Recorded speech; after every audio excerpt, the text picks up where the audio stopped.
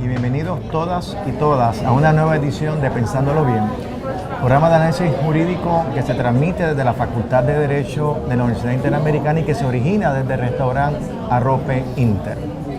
Hoy, 1 de febrero del 2018, vamos a estar discutiendo varios temas muy interesantes. De manera primaria, tenemos que prestar especial atención a la ley para la protección de la libertad religiosa de Puerto Rico, que aún no es ley, ha sido aprobada por la Cámara y el Senado y está ante la espera del gobernador para determinar si la firma o no la firma, y ya eso de por sí solo es un hecho muy interesante. Vamos a estar hablando también sobre la ley de adopción, los procesos nuevos para adoptar, las parejas que pueden adoptar, cómo eso es consistente o distinto a la vieja ley de adopción que había en Puerto Rico.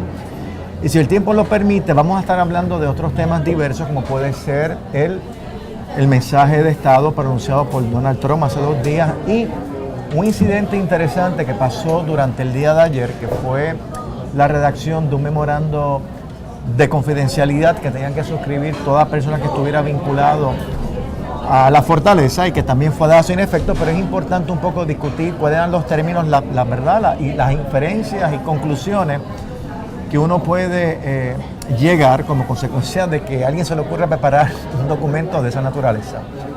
Para discutir estos temas, pues como siempre me acompaña el profesor Carlos Ramos. Gracias, Carlos. Sí. Gracias por estar acá, gusto tenerte acá. Claro que sí. Y hoy, aprovechando que vamos a discutir con profundidad el tema de la adopción en Puerto Rico, de la nueva ley, y en sustitución de la profesora Tati Ferrer nos acompaña la decana de estudiantes, Iris Camacho. Hola, Iris. Hola, saludos a todos. Haciendo tu debut hoy en Pensándolo Bien. Haciendo el debut. Pues bueno, vamos entonces a una pausa y regresamos pronto para discutir más en detalle y vamos a comenzar con la ley para la protección de la libertad religiosa en Puerto Rico. Nos vemos en unos minutos.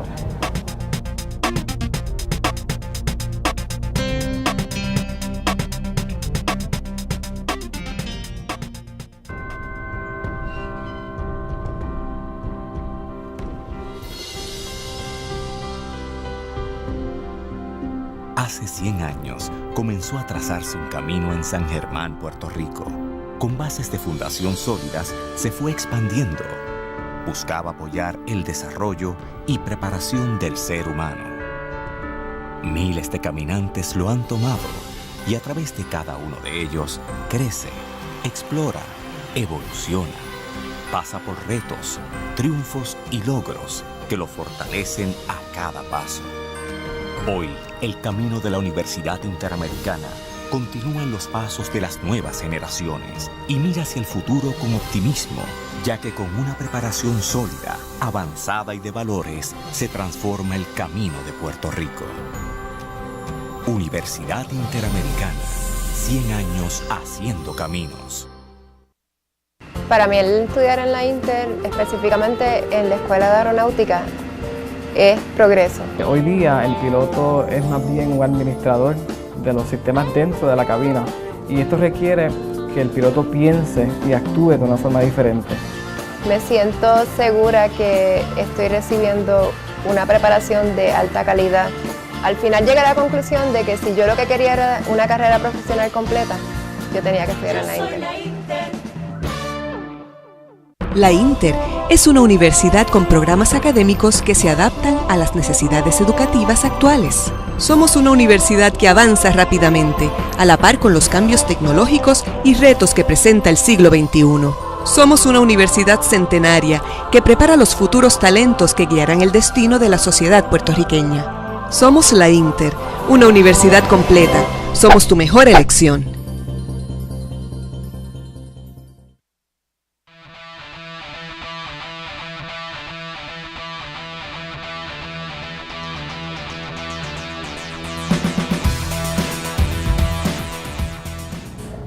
De regreso en Pensándolo Bien desde la Facultad de Derecho Universidad Interamericana y vamos a tratar de pensar esto bien. Es un tema interesante. Todos los temas religiosos ya tienen una carga muy particular, ¿verdad? Y esta legislación que se aprobó, que es la ley que se aprobó en el Senado y en la Cámara y que está en espera de la consideración del gobernador, que es la ley de protección de la libertad religiosa de Puerto Rico, que se argumenta en la exposición de motivos que fue una promesa de campaña que está en el plan de Puerto Rico del gobernador electo, a pesar de que en el pasado había expresado tener reserva con el primer borrador que se hizo de este proyecto. Después se le hicieron unos cambios que están debidamente documentados en el nuevo proyecto. Así que se está a la espera de ver que el gobernador va a ser aguardado silencio en cuanto a esta última versión, debe estar examinando. Pero nos parece que es importante discutir qué es lo que contempla esta ley que pretende de ser firmada por el gobernador y por lo tanto entrar en vigencia. ¿Cómo afecta eso el ejercicio de la religión de las personas? Por otro lado, ¿cómo afecta el que personas que de alguna manera pertenecen a sectores minoritarios puedan recibir un servicio del gobierno? Servicio que puede ser servicios de salud, servicios de la policía y así por el estilo. Así que, Carlos, vamos a ver, porque es interesante este proyecto, ha sido muy discutido, se plantea por los opositores que es una licencia para discriminar en contra de ciertos sectores. Ese planteamiento tiene cabida a la luz del texto que se ha aprobado. Bueno, el problema es que la ley, tal y como está, incluyendo después de las enmiendas, que se han hecho unas aclaraciones, trata de resolver un problema sin que explique cuál es el problema que hay en Puerto Rico sobre este tema. Esta ley va dirigida específicamente a que un empleado público, solamente un empleado público, no está dirigida al resto de la población, pueda, esta ley no está propuesta, dentro de determinadas circunstancias, que sin duda está contemplada pensando a cuando, por razón de su servicio público, tiene que darle el servicio a una pareja o a un miembro de la comunidad LGBT. Si eso le crea problemas de conciencia, la ley le facilita, aunque lo tiene que hacer conforme el proyecto ahora nuevo por escrito, negarle esos servicios y que otro lo haga. Entonces lo primero que uno tiene que pensar, primero, ¿hace falta esa protección? Y digo esto porque ya hay una ley federal, que hablaré de ella ahorita, que permite no solo a los empleados públicos, a muchísimos otros, que si tienen algún problema donde el Estado les crea una carga sustancial mediante una ley que no persigue el propósito específico de fastidiarle a usted por su creencia, pero que ese es el resultado, pues usted pueda, con relativo éxito si lo prueba, demandar al gobierno y a los funcionarios. Igual que un funcionario público, si lo obligan a hacer algo que le crea una carga sustancial, pues ya en teoría, conforme la ley federal, puede quejarse y llevar un caso a los tribunales si el patrono público lo obliga. Por lo tanto, desde esa perspectiva, la ley es innecesaria. Pero más allá de eso, en ningún momento la exposición de motivos de la exposición del proyecto, que todavía no es ley, que esperemos que no se convierta en ley, se explica cuál es el problema que están teniendo los empleados públicos en Puerto Rico. Es decir, cuando uno presenta un proyecto de ley, pues para resolver un problema. Entonces, ¿cuáles circunstancias particulares ha enfrentado un empleado público en Puerto Rico que le ha obligado a rendir un servicio público para el cual se le contrató, que esté en contra de su conciencia? La ley no menciona nada. El proyecto lo que menciona, sin ser específico, que piensa que en general en Puerto Rico, que se le han negado plazas públicas a veces a personas por razones religiosas, cosa que a mí me parece, no sé, no especifican dónde es, porque evidentemente eso es algo que sin duda si los lleva a los tribunales van a poder ganar. Que hay una intolerancia religiosa con algunos sectores, pero no se especifica. Y lo que sabemos es, porque esa es la intención desde el principio, es que en el fondo lo que persigue es que las personas que no reconocen la igualdad de los miembros de la comunidad LGBT, que no quieren aceptar la diversidad, si la razón para no aceptarla pueden justificarla por razones religiosas, como alegadamente están haciendo algunos grupos fundamentalistas en el país, pues les facilita, les promueve que puedan discriminar en el servicio público. Para el beneficio de los amigos que nos escuchan y que nos ven a través del programa, vamos a poner unos ejemplos concretos, a ver si la ley avala ese tipo de conducta. Por ejemplo, yo soy policía y recibo 911 una pelea de una pareja y veo que es de esa pareja hay una persona lesionada. Yo tengo que intervenir porque va a continuar siendo agredida o agredido esa persona. Es una pareja gay. Yo como policía podría decir, no voy a intervenir y estoy protegido bajo esta ley. eso es así. Si tú como policía, y la ley le añade, decides, por ejemplo, en el caso que tú especificas, yo no pude ni voy a intervenir, porque intervenir significa que yo estoy aprobando esa pareja del mismo sexo y la relación que tiene, y mi religión me lo prohíbe. La ley le añade ahora que tú tienes que, cuando regreses, poner por escrito tu objeción. Lo que pasa es que en este caso la vas a poner después que claro, después del tiempo, acto, después de la... y obliga o no obliga, específicamente determina que el Estado entonces tiene que mandar a otro policía, que antes el proyecto de ley anterior callaba sobre eso. Por eso es que ellos dicen que ahora se curó. Va a haber intervención policíaca, pero no necesariamente por ese policía. Pero en el ejemplo muy bien que tú has traído, pero mira las pero en lo que llega el policía, seguro, sigue el otro lesionando mira a la las otra persona. circunstancias que se dan, que podría darse exactamente. No está contemplada para eso. Está contemplada para cuando tú de antemano sabes, y entonces se supone que ahora lo pongas por escrito, pero eso no necesariamente va a pasar. Algo que me preocupa es que no contempla excepciones. Por ejemplo, igual sala de emergencia, una mujer encinta, que es lesbiana, está encinta, rompefuente está allí en sala de emergencia, y el doctor en sala de emergencia, el único que la puede atender, no te puedo atender porque esos bebés son fruto de una pareja gay. Tendría también la opción de no atenderlo, poniendo en peligro la salud de la madre y de las criaturas. Correcto, y en teoría los defensores de este proyecto van a decir, reconozco que en la primera versión eso podía suceder. En la segunda versión garantizo que un médico que no soy yo la va a poder atender. En la práctica no reconoce lo que tú acabas de decir. Uno, si se trata de un solo médico que hay disponible para eso, en lo que se consigue el otro. Dos, si el único que hay, o sea, crea toda una estructura burocrática, porque ahora tiene que ser un permiso por escrito, que el efecto neto va a ser el mismo. Y además no cura lo que hay en el fondo. Porque aunque se dice que el Estado no puede discriminar, que es otra manera de decir, si ese empleado no quiere y es un servicio que yo estoy dando, te puedo conseguir en otro, saben los proponentes que eso no es fácil de hacer, que eso es complicado, como se ven los ejemplos que tú estás dando, porque desde un principio está claro que lo que se persigue en el fondo es discriminar, a mi juicio, contra los miembros de esa comunidad. Pero cuando evaluamos una ley, uno puede decir, bueno, esta ley es buena o es mala, estoy de acuerdo, estoy en desacuerdo. Eso es un argumento que cada cual, atendiendo sus valores, puede esgrimir argumentos, ¿no? Ahora, esta ley es interesante porque, por un lado, a la luz de lo que hemos discutido, pretende garantizar un derecho constitucional, ¿verdad? La libertad y ejercicio de culto, por un lado, que evidentemente es algo muy importante dentro de nuestro esquema constitucional. Por otro lado, a la luz de estos ejemplos que hemos dado, está permitiendo que en el ejercicio de ese derecho constitucional tú entonces discrimines contra personas por razones de orientación sexual, raza, origen, siempre y cuando tú puedas vincular ese discrimen al ejercicio de tu religión.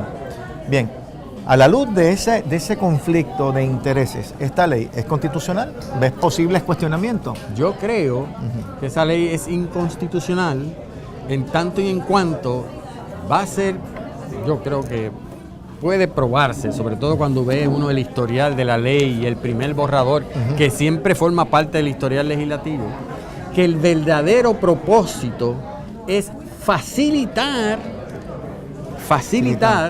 que ese grupo de empleados públicos pueda, a nombre de su libertad de culto, discriminar contra la comunidad LGBT. ¿Por qué decimos que lo que busca es facilitar? Porque, repito, ya la ley federal, sin que sea inconstitucional, le da un mecanismo a un empleado que se sienta afectado a tomar acción si puede probar que en efecto se le crea una carga sustancial, que no es una tarea fácil. Claro, la ley federal no está pensada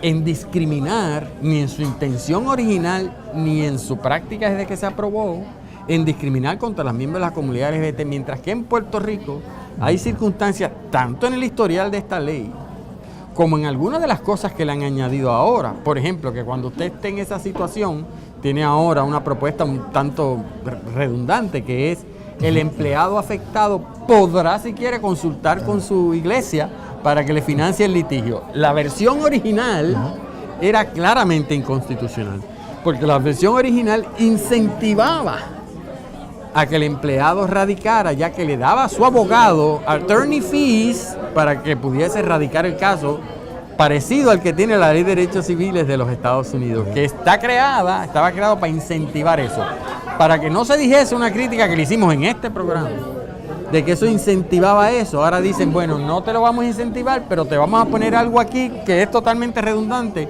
que tú si quieres puedes decirle a tu iglesia que te ayude. En otras palabras, es una manera de decirle a la iglesia, los feligreses tuyos que estén en esta situación, y está pensada, repito, está pensada en su historial contra los miembros de la comunidad LGBT que estén en esta situación, ¿sabes qué? Tú puedes ayudarlos y siempre puedes decir que la ley, que aunque no te obliga, te impone una especie de obligación especial, por decirlo así. Para mí yo creo que es bien importante esto.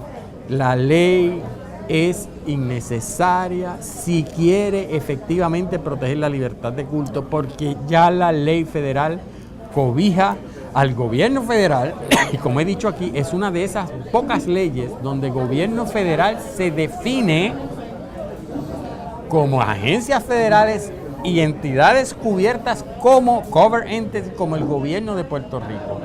Una ley, aunque sea neutral, aunque no esté pensada contra la comunidad LGBT, si es neutral y es de aplicación general porque el Estado persigue un propósito no discriminatorio, ¿ok?, y te la quieren aplicar a ti y te crea a ti una carga sustancial, la ley federal dice tú puedes llevar esa causa de acción y se lo vamos a hacer difícil al gobierno de Puerto Rico, porque tú vas a poder probar que te creó una carga sustancial y el Estado va a tener que probar que no tiene más alternativa para lograr su objetivo, que tiene que ser apremiante, que no sea mediante esa ley. Ya la ley federal hace eso. Por lo tanto, esta ley lo que hace es repite y un poco da a entender que la ley federal no ha tenido el resultado que se quería. En otras palabras, lo que nos quiere convencer a nosotros el legislador es que el remedio que ya nos da la ley federal no es suficiente, no se conoce, que la ley estatal sí lo va a hacer. En otras palabras, que la ley estatal va a tener más fuerza ante el afectado que la fuerza que tiene la ley federal. Eso es absurdo.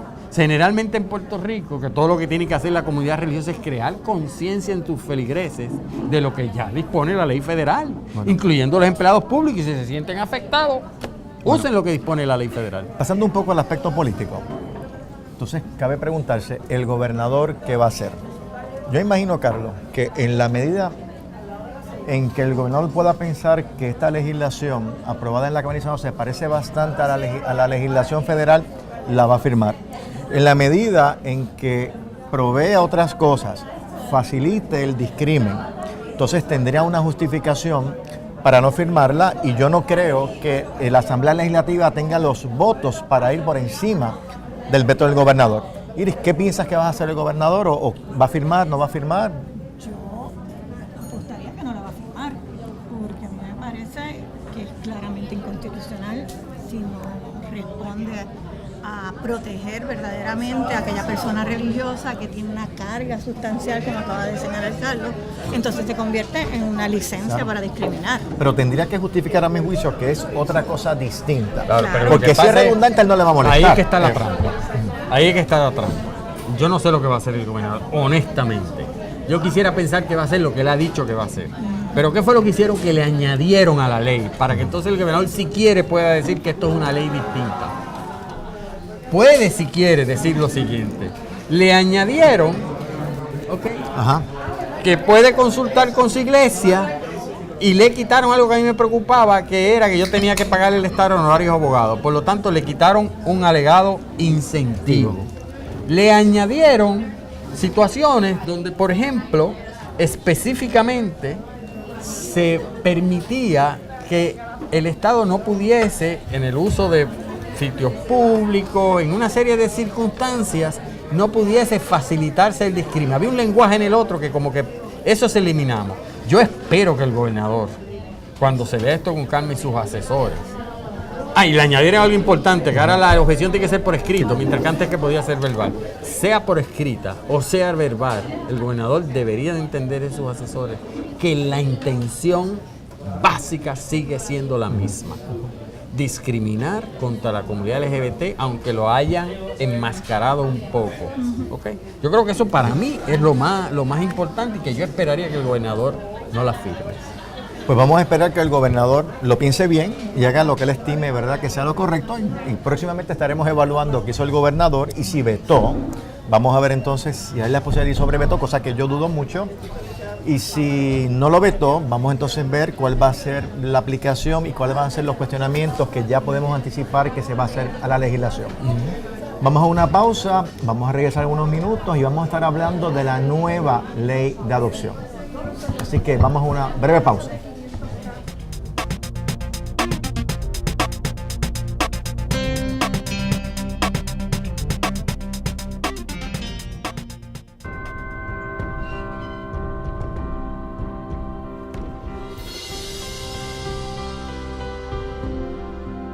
Hace 100 años comenzó a trazarse un camino en San Germán, Puerto Rico.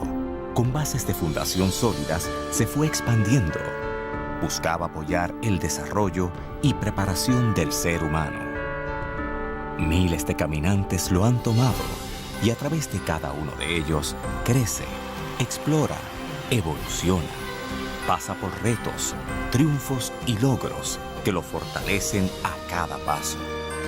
Hoy, el camino de la Universidad Interamericana continúa en los pasos de las nuevas generaciones y mira hacia el futuro con optimismo, ya que con una preparación sólida, avanzada y de valores, se transforma el camino de Puerto Rico. Universidad Interamericana, 100 años haciendo caminos. Para mí el estudiar en la Inter, específicamente en la Escuela de Aeronáutica, es progreso. Hoy día el piloto es más bien un administrador de los sistemas dentro de la cabina y esto requiere que el piloto piense y actúe de una forma diferente. Me siento segura que estoy recibiendo una preparación de alta calidad. Al final llegué a la conclusión de que si yo lo que quería era una carrera profesional completa, yo tenía que estudiar en la Inter. La Inter es una universidad con programas académicos que se adaptan a las necesidades educativas actuales. Somos una universidad que avanza rápidamente, a la par con los cambios tecnológicos y retos que presenta el siglo XXI. Somos una universidad centenaria que prepara los futuros talentos que guiarán el destino de la sociedad puertorriqueña. Somos la Inter, una universidad completa. Somos tu mejor elección.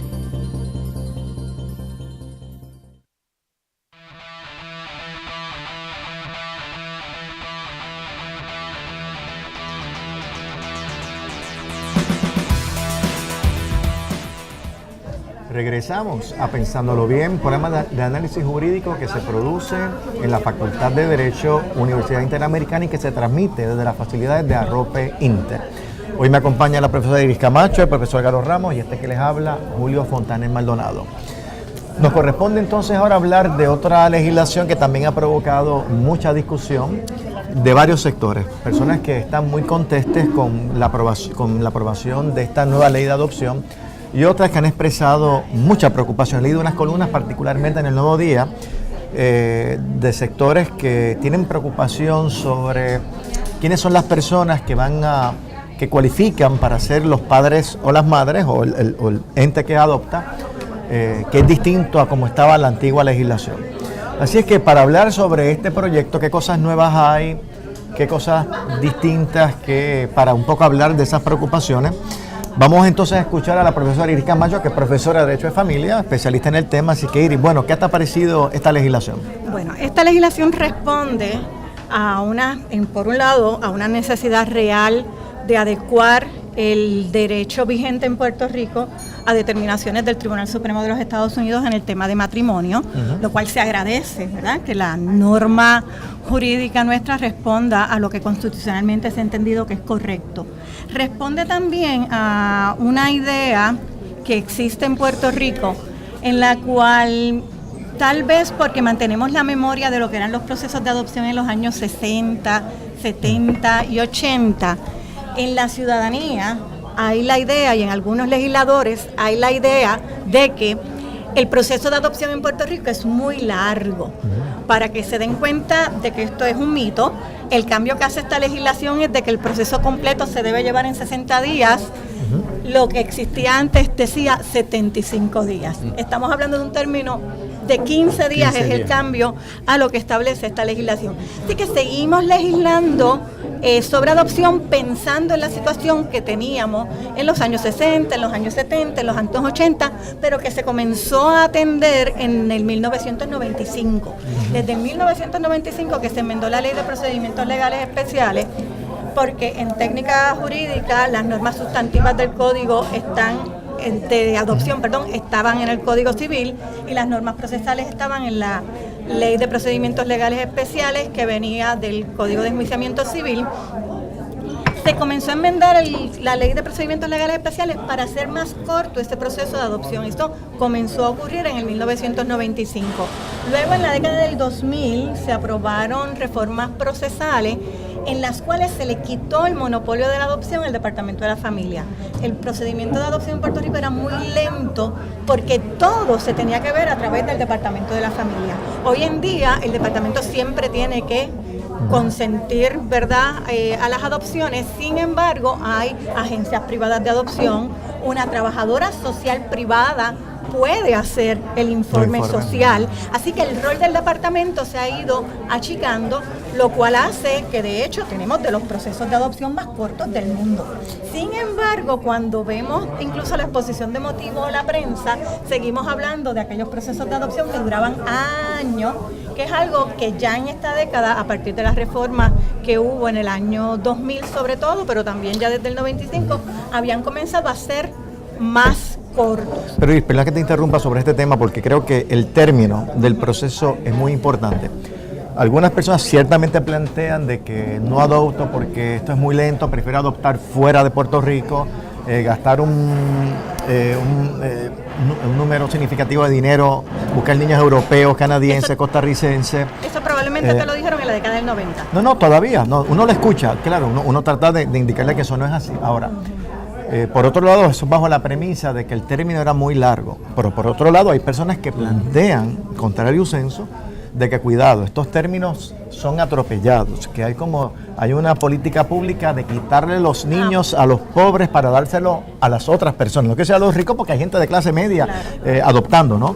Entonces, claro, la pregunta es, ese término de antes de 75 días, que ahora es 60, ¿es una fortaleza de la legislación? ¿Es una debilidad de la legislación? Es que tenemos que distinguir. La ley también enmienda la Ley de Bienestar de Menores, la Ley de Seguridad, Bienestar y Protección de Menores, que es la ley que regula cuando el Estado interviene en una familia para remover de custodia y patria potestad a los padres, porque según el Estado han sido maltratantes, los han abandonado, han sido negligentes o han incurrido en determinada conducta que el Código Penal establece como delito. Esa es la legislación que, si es muy corto el término, estamos ante unas situaciones muy, muy peligrosas de lo que tú acabas de mencionar, ¿verdad? De un Estado que ha establecido muchas veces que tiene una política pública a favor de la adopción, pero no tiene niños para la adopción. ¿Por qué no tiene niños para la adopción? Porque no tenemos cultura de adopción. En Puerto Rico una niña de 13, 14, 15 años sale embarazada y la adopción no pasa por la mente de esa familia. Esa niña tiene su bebé y muchas veces excluye al padre. Ese es uno de los problemas que se da con las madres adolescentes. Excluyen a otras personas de la crianza, eso hay que trabajarlo. Pero no tenemos una incidencia alta de niñas de 13, 14, 15 años dando sus hijos en adopción como ocurre en los Estados Unidos.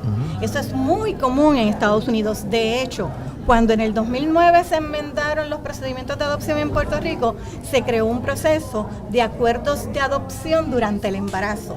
Todas las estadísticas nos señalan que son mujeres mayores de 25 años las que lo han hecho, cuando lo que se entendía era que esto lo iban a utilizar las adolescentes embarazadas para no recurrir al aborto. Yo entiendo, ¿verdad? Las estadísticas que yo he visto es que la adolescente embarazada en Puerto Rico es un % muy bajo la que recurre al aborto. Como regla general tienen su bebé y no lo quieren dar en adopción. Son mujeres de más edad las que recurren al aborto o las que recurren a la adopción.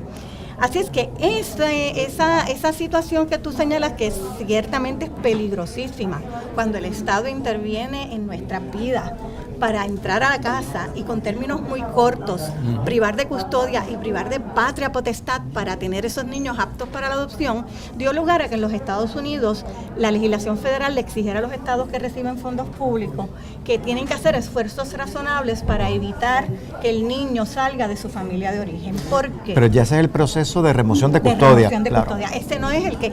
Claro, para que consecuencia de ese proceso termine en la adopción, claro. ¿Cómo puede culminar un procedimiento de remoción de custodia? Con que se rehabilita la familia y el niño regresa a su hogar, con que se le priva de custodia, pero el plan de permanencia no es de adopción porque se va a colocar ese niño con un familiar, con un vecino, etcétera, o lo que es lo más terrible, ¿verdad?, para todos, que ese niño se priva de patria potestad de sus padres biológicos y ya está apto para la adopción. ¿Cuál fue el problema que ocurrió en Estados Unidos? Que como estos procesos eran largos, cuando ese niño ya estaba apto para la adopción era grande. Y como regla general, y lógicamente, las personas que quieren adoptar quieren reproducir la paternidad biológica y quieren que esos niños sean lo más pequeños posible.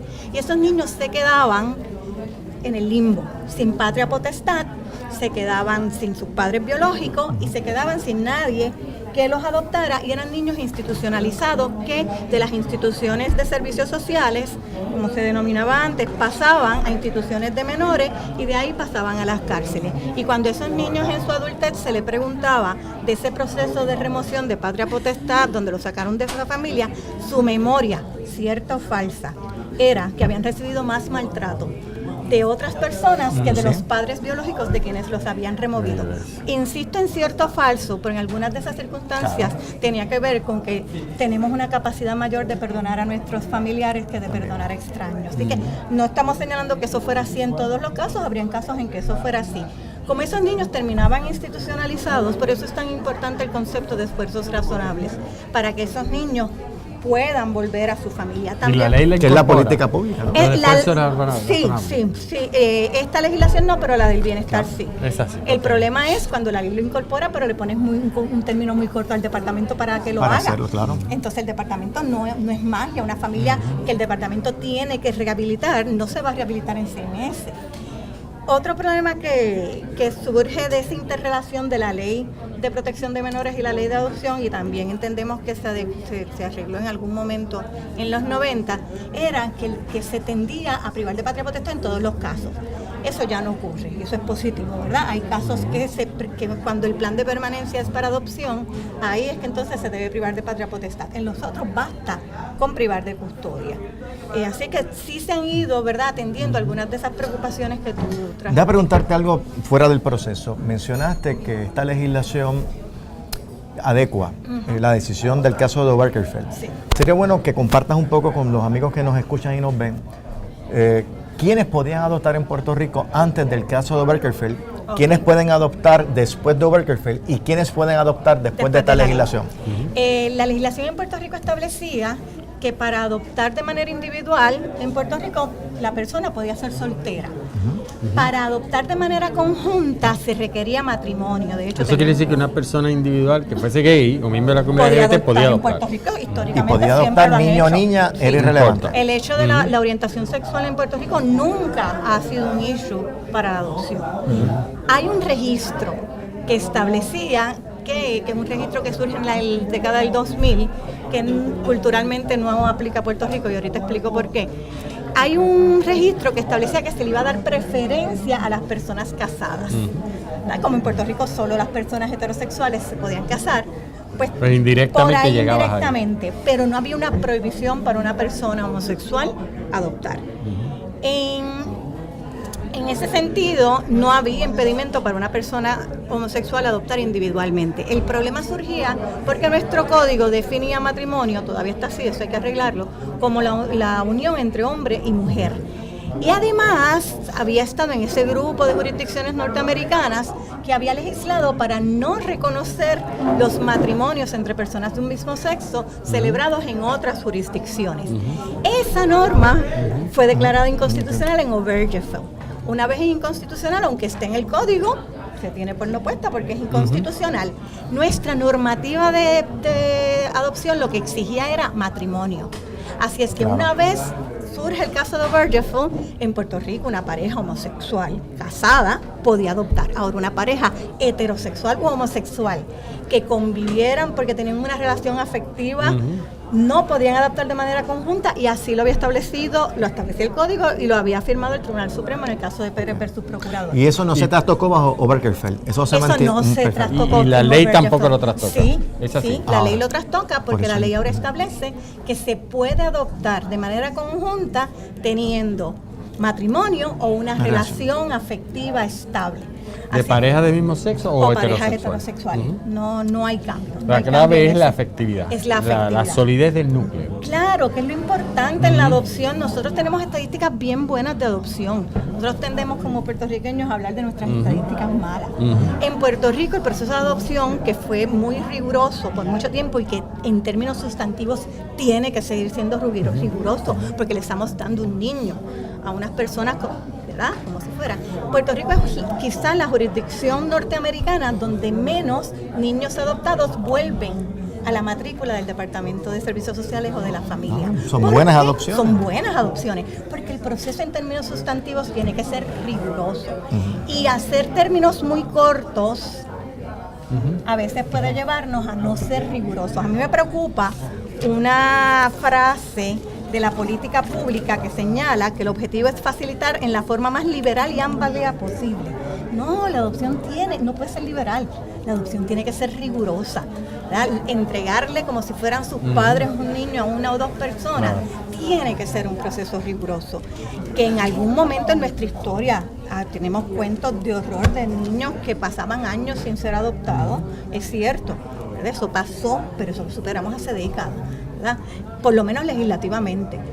Sí pueden haber algunos procesos que no cumplieran con la legislación, pero el término que nos cambia del 2009 hasta ahora es de 75 días a 60. ¿verdad? Y en ese sentido, ¿por qué a mí no me genera mayores problemas? Porque ese término es para dos situaciones. La adopción donde los padres están consintiendo. Yo le pongo siempre a mis estudiantes el ejemplo, voy a adoptar a los hijos de mi vecino. Y ellos consienten y yo consienten, mira, ese proceso es así. Una trabajadora social privada hace un informe social de la nueva familia y todo va bien. O el proceso donde ya ese niño ha sido privado de patria potestad por el Departamento de la Familia, pues también ese proceso se puede llevar en 75 días, 60 me da preocupación, pero en 75 días. ¿Cuáles son esos casos que tú señalas que la gente tiene esta idea que son largos cuando a los padres no se les ha privado de patria potestad? Claro. Porque la patria potestad es una de las figuras más importantes de nuestro ordenamiento jurídico y el proceso mediante el cual unas personas ricas, pobres o lo que sean, se les prive de patria potestad, tiene que ser riguroso. No puede ser liberal. Sí, porque la adopción representa la muerte legal de los padres biológicos. Claro. Y se rompe, por lo tanto, todo vínculo. Y por lo tanto, si la patria potestad es el primer paso para lo otro, pues es una decisión muy dura, muy difícil. Sí. Y que entonces la que tú dices, ahí es donde, sobre todo en esos casos, por eso no puede ser liberal, tiene que ser cuidadoso. Muchas veces va a ser fácil porque está más que evidente que la muerte legal debe existir, pero no siempre ese es el caso, quizás porque ¿Y tu experiencia llama, ¿no? Tu experiencia en los casos de maltrato de menores, donde están los procesos de privación de custodia, donde hay hogares sustitutos, ¿verdad? Que se les asigna a estos hogares, a estos niños que son parejas, ¿verdad? Genéricas. Esa selección de esos hogares sustitutos ha sido una experiencia positiva. ¿Han terminado posteriormente en adopciones que se han permanecido como adopciones o han vuelto esos niños otra vez? No, es que tenemos que distinguir el hogar sustituto de un hogar preadoptivo, porque como regla general los hogares a donde los niños van son personas que tienen contrato con el departamento para mantener esos niños en sus casas mientras se da el proceso. Y que les pagan. Estas personas firman un contrato como regla general donde esas personas no están pensando en adoptar esos niños. ¿Qué ocurre? Que en algún momento, yo me imagino que eso ya no ocurre, había una idea de que la gente se inscribía como hogar sustituto pensando en adoptar. Y eran unos casos muy, muy tristes. ¿Por qué? Porque si la familia biológica se rehabilitaba, entonces ese niño debía volver.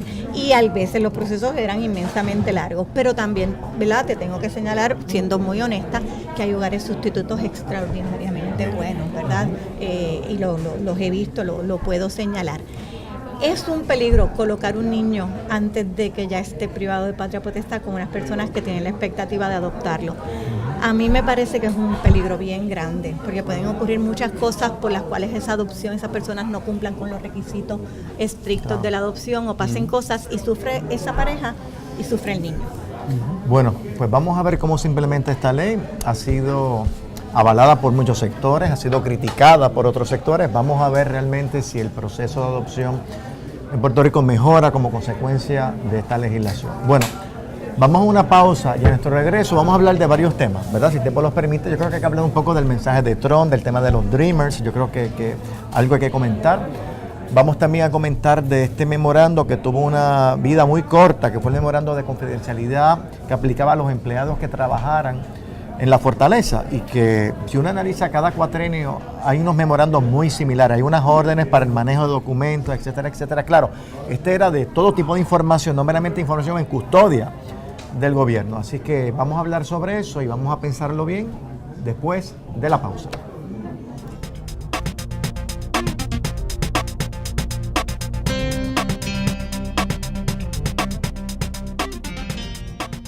Para transformar la historia de nuestro país, tienes que estar bien preparado.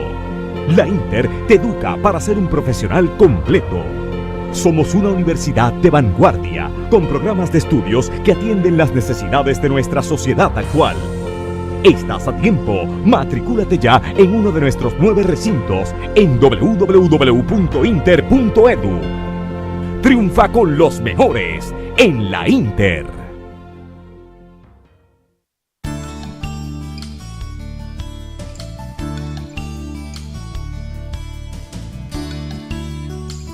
Welcome to the Inter-American University of Puerto Rico School of Optometry. I'm Dr. Iris Cabello, Dean of Students Affairs. I would like you to join us on a simple adventure throughout the facilities and the student life. Thank you. The School of Optometry of the Inter-American University in Puerto Rico has been providing excellent education and services for 30 years. The bilingual nature of the School of Optometry places this optometry program in a unique educational position. Examinations, texts, and patient records are in English. Most of the lectures are also in English language. Spanish language skills are necessary for clinical service in the 3rd and 4th year program. Its student body represents more than 25 states and countries of the world, creating an international, multi-ethnic environment. Students are able to practice in hospitals and external clinical rotations throughout the United States. To the moment, the School of Optometry is the only school that holds an annual convention. The students, ranging from 1st to 4th year, get a chance to bond while attending different activities, exhibits, dinners, dancing and beach games. As a student of our School of Optometry, you have the opportunity to treat patients of all ages in our clinics. You'll meet colleagues from different cultures, languages and beliefs. Learn the Spanish language to serve your patients, also know more about Puerto Rico. Visit our satellites clinics in the process of rotation. Through years of study you will see and learn about various diseases that affect vision and also do community work. In the pediatrics clinic, you can start seeing patients as young as 6 months old, till 18 years old. Also learning to manage patients with different special needs such as strabismus, ADHD, autism, binocular vision problems among other needs. In clinic, you will learn to do and interpret specialized exams like visual field, use the Optomap, that takes pictures of the retina, and evaluate the optic nerve, macula and the corneal topography. The Center of Access to Information, known as K, formerly known as the library, is on the 1st floor of the school building. It is a complementary unit that integrates educational resources in different formats, the necessary equipment and the physical installations for their use. It supports the academic research and clinical programs of the School of Optometry. They have 18 computers available to students with password and access to the web catalog, the internet and other online databases like Ovid, which has 41 e-books and 29 online journal titles related to the vision science discipline. Related to vision, all of the museum items are under custody of the GUI. The collection includes old and rare materials and equipment that hold bibliographical value, or are difficult to obtain. Some of them have been in our collection since its origin, or have been donated through the years, for their historical value. Behind the School of Optometry building is the university housing. There are 3 walk-up style buildings of 4 bedrooms each. They are completely furnished with security system and access control. Our students become professionals prepared to serve the needs of all patients, but most especially, the growing Hispanic population in the continental United States. For more information, contact us at admissions 7877651915, extension 1020.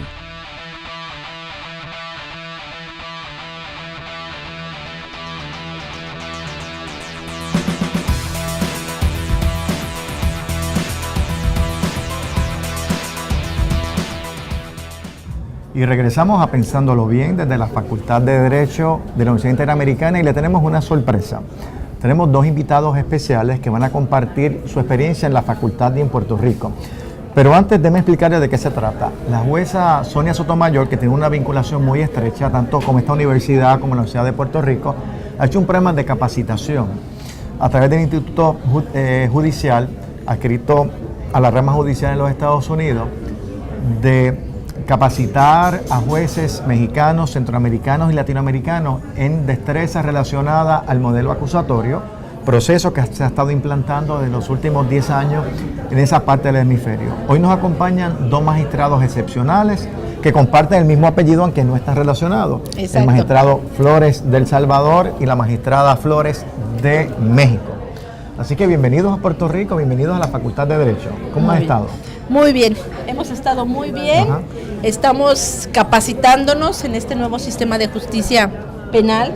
Pretendemos llevar todo este conocimiento, al menos por mi parte, a lo que es México, y consideramos que es una experiencia que nos sirve demasiado para ver o tener una visión diferente de lo que es este sistema.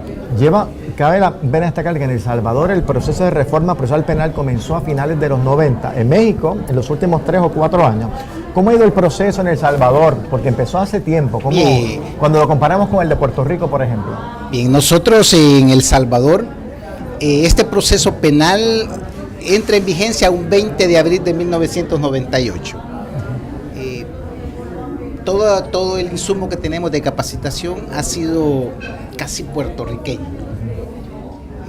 Esta universidad ha sido formadora de muchas, pero muchas personas que hoy están en la magistratura, en el Tribunal Supremo. Lo que implica que hemos tratado la manera de asimilar todo el conocimiento que a medida que ha transcurrido con el tiempo, nos ha ayudado y nos ha fortalecido.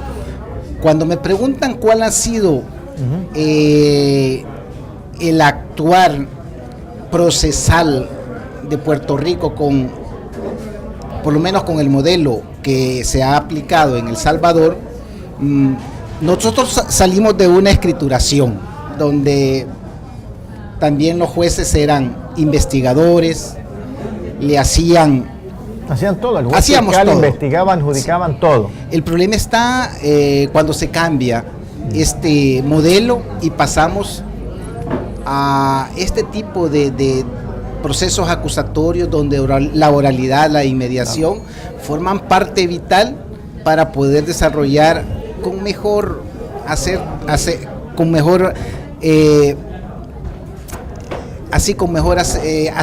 mejor en el desarrollo de un proceso. Voy a preguntarle sobre eso a los dos. Yo percibo que los operadores del sistema, entiéndase jueces, abogados y fiscales, han estado muy receptivos al nuevo proceso. Claro, los que llevan mucho tiempo en el viejo proceso le ha costado ajustarse, pero en general lo han visto con buenos ojos como un acercamiento a la modernidad, un acercamiento a un proceso más garantista, más justo. Ahora, mi pregunta está dirigida al pueblo. ¿Cómo el pueblo en México y en El Salvador han percibido la adopción de este nuevo proceso? México. En México. Bueno, en México somos muy nuevecitos en esto, puesto que la reforma constitucional entra en vigor el 16 de junio del año 2016 y a partir de ese momento pues todos los procedimientos penales son a través de este sistema. Considero que todavía al pueblo de México le falta mucho para conocer y entender este sistema, pero eso es perfectible. Yo creo que llevando a cabo programas para la población enfocadas a ilustrarlos en qué consiste este nuevo sistema de justicia para que lo entiendan. Pero estamos empezando, estamos en pañales. ¿Y los abogados y abogadas? ¿Mande? Los abogados y abogadas, ¿cómo se han adiestrado? ¿Cómo son los abogados? Bueno, considero que sí todavía falta mucho, sobre todo los abogados que están litigando, la gente que viene pero de la calle. Hay apertura, o sea, sí, hay están apertura. receptivos, queremos esto, lo deseamos, no quieren volver atrás. Sí, no, bueno, encontramos de todo. Porque naturalmente siempre hay resistencia al cambio, ¿vale? Hay que aprender muchas cosas otra vez. Y sobre todo la gente que tiene más tiempo practicando el sistema tradicional o mixto. Otro problema es que todavía estamos en transición. Entonces, de alguna manera eso también es un obstáculo porque muchos se enfocan y pretenden llevar el sistema tradicional al sistema acusatorio. Y eso, pues, de momento frena un poco. Yo he visto como que quieren verbalizar lo escrito. Exacto. Se creen que el modelo oral es leer el papel, ¿no? Es otra cosa, ¿verdad? Y es lo que tú llamas de llevar lo escrito a lo verbal, que no es la esencia de un modelo oral, ¿no? Claro que sí. Bueno, yo vengo de un sistema tradicional mixto, como pues yo tengo, porque yo no soy magistrada, claro.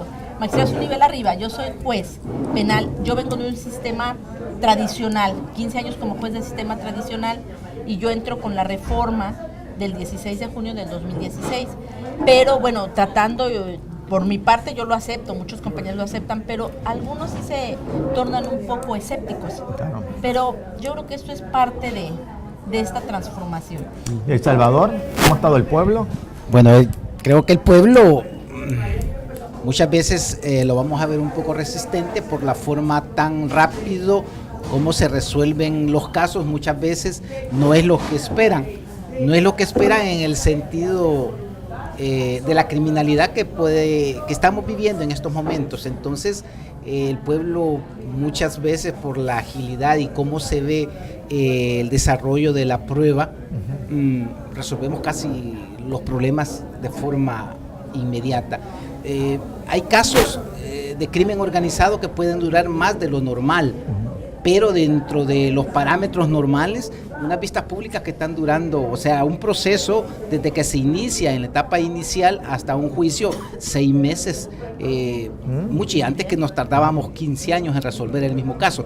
O sea, sí, esto nos ha ayudado mucho y ha depurado. Lamentablemente la criminalidad nos tiene bastante grueso los sistemas penitenciarios, pero a medida que va en el desarrollo de los procesos, se van evacuando, se va saliendo, pero sí creo de que ha sido formidable cómo este proceso vino a descongestionar mucho los centros penales, mucho también los tribunales que teníamos una mora exagerada. Creo de que esto es bueno. Lo que pasa es que al inicio, cuando se inició este proceso, nosotros casi nos sentíamos resistentes a esa garantía, ¿cómo es posible que le demos tanta garantía a un imputado, a un acusado? Hoy se manejan ya las cosas muy diferentes, las vemos de otros puntos. Los jóvenes, las nuevas generaciones son excelentísimos. Tal vez los abogados de la vieja guardia que le llamamos nosotros son resistentes al cambio. Dentro del aparato judicial hubieron muchas personas que no se adaptaron al cambio, entonces tuvieron que irse. Esa resistencia, pero poco a poco, hoy con los entrenamientos que dan las universidades, donde hay competencias entre universidades en este tipo de juicios, excelente. Están saliendo brillantes los muchachos. Y digo, Puerto Rico ha tenido mucha incidencia. Déjame corroborar algo que ustedes dicen que es algo muy importante. Yo he visto procesos judiciales tanto en México como en El Salvador después del nuevo proceso. Me ha gustado mucho la infraestructura que han desarrollado para esas audiencias, tecnología, se graban los procesos con vídeo, que aquí no lo hacemos en todos los procesos, aquí ahora eso está en desarrollo. Pero sobre todo me parece, a mí me ha dado mucho entusiasmo y optimismo ver el nivel de compromiso que ha habido particularmente de los jueces, fiscales, abogados jóvenes que realmente se han criado con el nuevo proceso, esa apertura, esa pasión que tienen con que el proceso sea cada vez uno más justo y a la vez más efectivo. Por otro lado, también he visto en las universidades que están reformando su pensum para incluir cursos de técnicas de oralidad, las clínicas, las pasantías. Es decir, claro, para ellos, para los universitarios, los decanos, los rectores, los presidentes, de que ellos tienen la obligación no meramente de preparar a un futuro abogado y abogada en términos de conocimiento sustantivo, sino con las destrezas y competencias necesarias para ejercer de manera razonable y de manera eficiente la defensa o el rol de acusador en los casos criminales como fiscal. He visto que esa combinación ha sido perfecta. Las universidades y los operadores realmente como una apertura a la capacitación y un entendimiento cabal del proceso. Y eso a mí me llena de mucho optimismo y los quiero felicitar porque ustedes son parte de ese proceso. Ha sido un placer tenerlos acá. Gracias. Espero que disfruten su estadía en Puerto Rico y saben que Puerto Rico es parte, ¿verdad?, de ese grupo de naciones centroamericanas, mexicanas, suramericanas, de las cuales nos une, entre tantas cosas, el idioma. Claro que sí. Pues muchísimas gracias a ustedes que nos reciben en su universidad. Muchas gracias.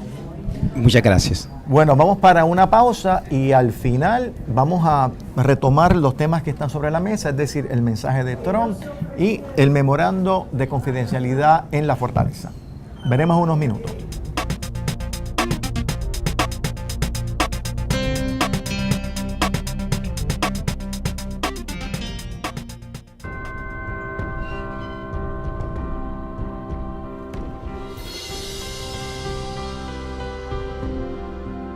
Hace 100 años comenzó a trazarse un camino en San Germán, Puerto Rico. Con bases de fundación sólidas, se fue expandiendo. Buscaba apoyar el desarrollo y preparación del ser humano. Miles de caminantes lo han tomado y a través de cada uno de ellos crece, explora, evoluciona. Pasa por retos, triunfos y logros que lo fortalecen a cada paso. Hoy, el camino de la Universidad Interamericana continúa en los pasos de las nuevas generaciones y mira hacia el futuro con optimismo, ya que con una preparación sólida, avanzada y de valores, se transforma el camino de Puerto Rico. Universidad Interamericana, 100 años haciendo caminos.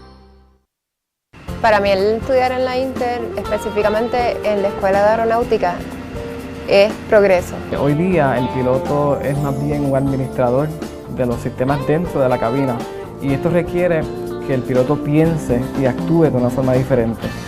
Me siento segura que estoy recibiendo una preparación de alta calidad. Al final llegué a la conclusión de que si yo lo que quería era una carrera profesional completa, yo tenía que estudiar en la Inter.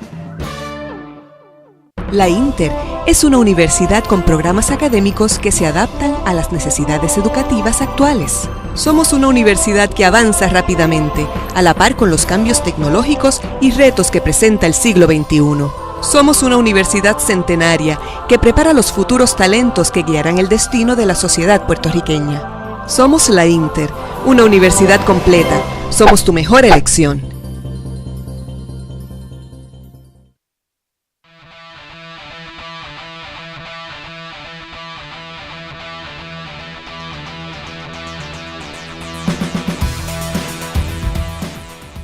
Estamos acá en Pensándolo Bien desde la Facultad de Derecho, Universidad Interamericana, para el segmento final, unas reflexiones finales. Carlos, me llamó la atención la proximidad en que se aprobó el proyecto de adopción como el proyecto de libertad religiosa. Claro, no lo ha firmado, pero eso te merece alguna reflexión. Bueno, lo que pasa es que, a mi juicio, no puede haber sido casualidad, me parece a mí, que una vez se aprobó el proyecto de adopción y vino en ley, que no fue un proceso rápido, es decir, hubo vistas públicas, esto es un proyecto del presidente de la Cámara de mucho tiempo.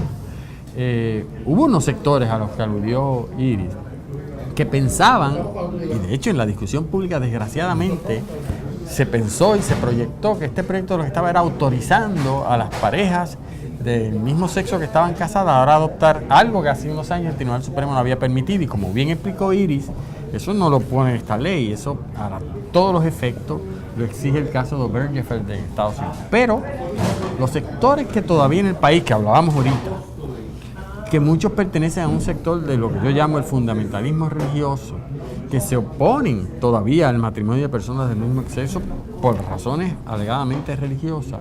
Criticaron este proyecto porque facilita lo que ya la Constitución de Estados Unidos facilita. Y da la casualidad que en menos de 48 horas, en unos días, sin vistas otra vez, de momento en las dos cámaras aprueban el proyecto de restauración religiosa sin vistas y se le envía al gobernador. ¿Por qué yo digo que hay una conexión? Porque tengo la impresión de que los políticos, en este caso las ramas legislativas, lo aprobaron para apaciguar un poco las quejas de ese sector religioso más fundamentalista que se sentía que había sido traicionado con la ley, y un poco para colocar al gobernador ahora en la disyuntiva de algo que ya él había dicho que no iba a aprobar, a no ser que hubiera unos cambios fundamentales y fuese un proyecto no discriminatorio, para ahora hacérselo más difícil al gobernador el vetar o el no aprobar este proyecto, que es lo que muchos esperamos, por lo menos muchos de los que creamos en la igualdad esencial de todos los seres humanos. Así que eso está por ahí planteado. Bueno, un comentario, una reflexión final sobre el discurso al Congreso que tuvo Trump hace 2 días. Y evidentemente aquí ninguno de los tres es fanático de Donald Trump, evidentemente, por sus posturas, muchas de ellas que presentan grandes cuestionamientos jurídicos, pero sobre todo yo tengo que admitir que el Trump de hace 2 días es un Trump un poco distinto, más pausado, más hombre estado, dando una información cuestionable en cuanto a su veracidad, pero que sonaba bien para los sectores que él aboga, ¿verdad? El middle class que se ha quedado desempleado porque las compañías se han ido de Estados Unidos, que ahora están regresando supuestamente, como el ejemplo de Apple, entre otras, ¿no? Así que fue un discurso para ese grupo efectivo. Para las personas que miran esto con mayor objetividad, verificando la veracidad de la información, pues hay grandes cuestionamientos. Pero habían 2 cosas que a mí me parecen fundamentales. El tema de los Dreamers, que es un tema que mantiene en jaque al Congreso. Un encuentro muy fuerte entre demócratas y republicanos. Los demócratas no van a firmar ningún presupuesto de manera final hasta tanto no haya un acuerdo con los Dreamers. Dreamers son aquellos ciudadanos, aquellas personas, no son ciudadanos todavía, ese es el hecho, cuyos padres o madres son indocumentados y que ellos nacieron en Estados Unidos cuando sus padres o madres indocumentados entraron a los Estados Unidos sin ley. Llegaron de niños a Estados Unidos. Bueno, o nacieron, llegaron de niños. Y entonces, ¿qué sucede? Pues ese es un hecho muy importante y que se planteó una solución, se planteó por lo menos de manera muy general la posibilidad de que él está dispuesto a llegar a unos acuerdos sobre ese proceso. Carlos, ¿qué te parece? ¿Es un planteamiento muy específico, muy genérico? ¿Te parece serio? Mi primera reacción al comentario que haces es que desde una perspectiva estrictamente mediática, pues en efecto el presidente logró unas cosas, pero ya poco a poco ya veremos cómo en lo sustantivo no va a haber unos cambios grandes, me parece a mí, pues eso también se va a desvanecer. Pero a mí me gustaría hacer una reflexión en voz alta sobre el discurso del presidente Trump en el siguiente sentido. ¿Cuánto de lo que dijo el presidente Trump afecta a los puertorriqueños y las puertorriqueñas? Porque en última instancia eso debería de ser lo que más nos preocupara.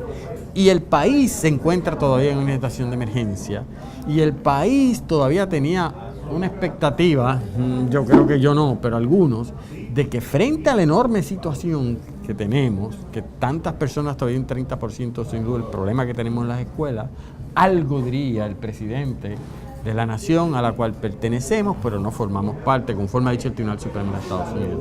Y el presidente de los Estados Unidos le dedicó una oración a Puerto Rico, que incluía Islas Vírgenes y a las demás, para decir que su corazón estaba con nosotros.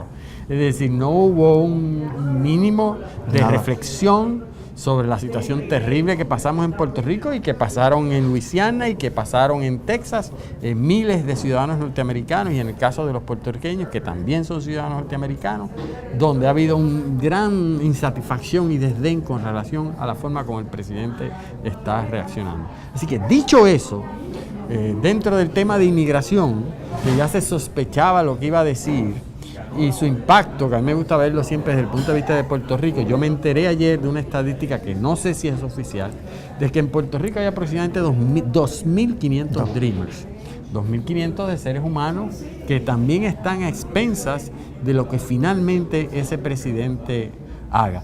Y tenemos que ver Hay algo positivo. ¿Y qué es lo positivo? Que aparentemente cuando toca el tema, el presidente, que ya se venía un rumor sobre eso, lejos de ese planteamiento radical de prácticamente deportarlos, que es un mensaje que él ha estado enviando, inhumano, porque esos son personas que muchos ya son para todos los efectos norteamericanos, al menos desde el punto de vista que han logrado asimilar esa cultura norteamericana. Pero ahora el presidente va a establecer aparentemente un esquema para permitir que dentro de determinadas circunstancias puedan regularizarse. Eso es un átomo de esperanza, pero es algo que no existía, que incluye a los 2.500 que vivían en Puerto Rico. Y hay que ver las condiciones. Hay que ver las claro. condiciones que donde dicen, a ver, como siempre se dice, en el detalle es que están las trampas para ver si es verdad. Y además que el presidente lo está proponiendo, pero está proponiendo algo a cambio, aunque no lo está diciendo. Pero se sabe que políticamente es así. Es a cambio de que el Congreso le autorice construir la muralla que él quiere construir entre México y Estados Unidos. Otra vez, que obviamente es una situación muy polémica que se ha criticado de muchas maneras. Así es que eso está por ahí. Veremos a ver lo que finalmente sucede. No sé, Iris, ¿qué tú piensas sobre eso? En cuanto a los Dreamers, y quizás de formación profesional, siempre es importante trabajar el concepto familia. ¿Verdad? Estos Dreamers son personas que llegaron en su mayoría, niños a los Estados Unidos, que estudiaron en los Estados Unidos, tienen trabajo en Estados Unidos, algunos de ellos están casados con ciudadanos y ciudadanas y a pesar de eso no han logrado regularizar su situación migratoria, y esto tiene un impacto grande en niños que están siendo separados de sus padres, porque los Dreamers no todos tienen 18 años, personas que llegaron a los Estados Unidos hace mucho más tiempo. Quizás en la década del 80 la que podemos identificar como que llegó esa ola de niños, aunque ahora más recientemente también, ¿verdad? Hace unos 2 o 3 años tuvimos una nueva oleada de niños centroamericanos entrando a los Estados Unidos, lo cual presenta, ¿verdad?, a la visión de que lo importante en la familia es que no es tu situación legal, como en el caso de las parejas homosexuales hasta hace un tiempo, o las personas que deciden no casarse. Lo que nos hace familia precisamente es la afectividad, y eso es insalvable. Claro. Y es importante lo que tú clarificaste, no son los niños que nacen, pues ya tienen protección por nacer, ¿no? Sí. Sino son los que ya llegan ya nacidos, algunos pequeñitos, otros menos, otros más desarrollados, niños, pero que han tenido muchos casos ya vida normal, estudios universitarios, padres, madres, es decir, totalmente ya vinculados a la economía norteamericana. Sí. Hubo otro tema que mencionaste brevemente que él tocó, que es también de impacto a Puerto Rico, que es esta legislación que él había prometido y que no simpatiza mucho entre algunos sectores republicanos, que no quieren ver el gobierno generando actividad económica como tal, sino que eso venga particularmente de la empresa privada. Y es el presidente proponiendo $1 trillón para que de alguna manera se renueve la infraestructura, carreteras, puentes, pública en los Estados Unidos, que se dice, lo que quiero que sabe, que es hoy día de las más atrasadas del mundo, porque es curioso, una nación que su gobierno es relativamente rico, pues su infraestructura es bastante pobre. Entonces, ¿qué pasa? Tampoco sabemos los detalles, porque ya empieza a circular información en el sentido de que van a ponerle un montón de condiciones. Eso impacta a Puerto Rico porque de momento, sobre todo dentro de esta visión de seguir contando con que el desarrollo económico depende de lo que envíe finalmente el Congreso, en teoría, $1 trillón para infraestructura, si fuese sobre los méritos, después de un país como el nuestro, que ha sufrido los estragos, pues $1 trillón tiene que venir una parte significativa para los puentes y las carreteras de Puerto Rico. Pero lo que se dice es que va a venir, y ahí es que está en los detalles, va a venir, decía durante el día de hoy la portavoz de la minoría de la Cámara, la representante Pelosi, decía que viene con unas condiciones como, por ejemplo, depende de lo que pueda aportar el Estado. El pareo, que hay que parear. Y nosotros no tenemos mucho dinero para parear, evidentemente. O sea, que va a venir con unas condiciones que a lo mejor, incluso eso, que en teoría, dentro de esa visión de desarrollo económico y dentro de las circunstancias que ofrece el país, pues es una esperanza. Quizás a lo mejor tampoco nos va a beneficiar del todo como uno hubiese pensado. Pero lo de anoche tú decías, es mediático, hay que ver la sustancia de los proyectos que el presidente... No, ¿y a quién le habla? Él le habló mucho a ese grupo, ¿no? Correcto. A ese grupo que votó por él y que todavía tiene grandes expectativas. Correcto. Antes de irnos, Carlos, en 30 segundos, que no hemos leído el memorando, pero sí ha sido difundido un memorando en la Fortaleza que se le requería a todos los empleados suscribir de que no podían dar ninguna información sobre el gobernador, la primera dama, cosas que allí pasaban, y que si había una citación o un subpoena para producir documento de información, tenían que discutirlo con funcionarios de Fortaleza primero. ¿Ese documento tenía alguna posibilidad de superar algún cuestionamiento constitucional? Bueno, posibilidad tenía en la medida en que la libertad de expresión y los derechos constitucionales de los empleados públicos, por ejemplo, en materia de libertad de expresión, pues está un poco limitada, porque es que no hay un derecho constitucional a ser empleado público, ¿entiendes? Uno tiene un derecho a ese trabajo. Y como tú eres un funcionario del Estado, pues hay unos límites que de ordinario no se le puede imponer el Estado, por ejemplo, a otras personas fuera del empleo público. Pero el problema es que eso chocaba con leyes que ya son existentes relacionadas con los llamados whistleblower laws, que es la ley que tiene que ver para tu denunciar, con las leyes de hostigamiento sexual. Si usted veía dentro del círculo del gobernador un problema de hostigamiento sexual o incluso de hostigamiento laboral que puede pasar, porque el gobernador es patrono también. Resulta que se supone que uno no lo podía denunciar porque ha firmado un documento. Eso, por ejemplo, es inconstitucional, porque aunque ser empleado público no es un derecho constitucional, le impone a usted una condición inconstitucional para seguir laborando y ejercer un derecho constitucional. Así que yo creo que por eso el memorando, que aparentemente fue impuesto por el director administrativo de Fortaleza, no duró unas horas. Lo cual choca porque quiere decir que si el gobernador lo dejó sin efecto, da a entender, y el gobernador va a tener que probárselo a la opinión pública del país, que él no sabía que eso estaba siendo circulado para protegerlo a él y a sus hijos. Pues bueno, el tiempo nos ha traicionado, hemos cubierto a mi juicio bastantes temas, tuvimos unos invitados especiales que compartieron su experiencia en Puerto Rico y en la facultad, muy complacidos nosotros con ellos y ellos con nosotros, afortunadamente. Así es que eso es todo por hoy, nos vemos la semana que viene, gracias Iris, gracias Carlos. Y nos veremos la semana que viene en Pensándolo Bien, programa de análisis jurídico de la Facultad de Derecho, Universidad Interamericana. Hasta el próximo jueves.